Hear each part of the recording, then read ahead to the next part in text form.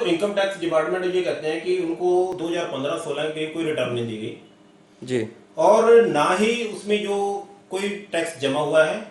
जी और ये भी बताते हैं कि जो इनका जो 4 करोड़ रुपए का जी टोटल जी इनको घाटा दिखाया गया है इनकम टैक्स में। हाँ जी तो सर मैं ये बताना चाहूंगा कि इन्होंने 2016 में टैक्स जमा करवाया है। अगर इसी बात को लेते हैं तो मैं जैसे कि लास्ट अपनी उसमें अपडेट में बताया था आपको जी कि कुछ मेरे रिलेटिव्स भी हैं, वो सुबह भी मेरे साथ डिस्कस भी करके गए थे। यहाँ कुछ मेरे पास प्रिंट आउट भी उन्होंने दिया था, एक मिनट में आपको बताता हूँ, शायद आपके यहीं पड़ा हो। जी सर, शो सर। जी सर,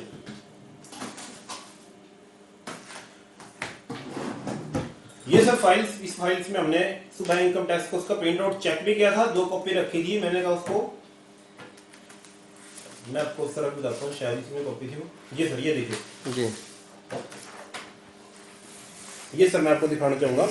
ये फॉर्म नंबर 26AS है, जिसमें अगर आपका इनकम टैक्स जमा है तो आप पैन कार्ड उसकी डिटेल डाल के उसमें उसको कर सकते हो। जी यहाँ पे आप देखोगे कि जो हमारा बिजनेस है उसके अकॉर्डिंग दूसरी कंपनियों का पैसा आया है, और इसमें जो मैंने हाईलाइट किया हुआ है जी आप देखोगे कि इसमें ablaze solution private limited total payment जो दी है 59,375 रुपए, और उसका जो टैक्स बना था 5,687 रुपए 50 पैसे, वो यहाँ पे जमा है। जी जी इसलिए हम इनकम टैक्स की इस बात को बिल्कुल भी नहीं मान सकते कि जी उन्होंने टैक्स जमा नहीं किया।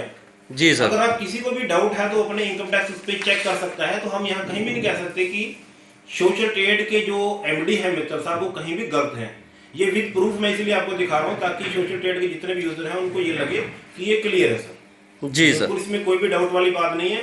पुलिस को कोई भी पुख्ता सबूत नहीं मिल रहा, ना ही उनका मित्तल साहब के खिलाफ कोई केस बन रहा है, जिसकी वजह से वो लोगों को बहका रहे हैं कि आप कंप्लेंट दो ताकि इसको उलझाई रखें और मित्तल जो इनके एमडी हैं वो बाहर ना आए जी और लोगों को ज्यादा से ज्यादा जो भी इनका रिवेन्यू है वो सर उनको खत्म करके स्टेट गवर्नमेंट में मिला दिया जाए और स्टेट गवर्नमेंट उसका मिसयूज कर सके, जो कि पब्लिक का पैसा है सर। जी सर।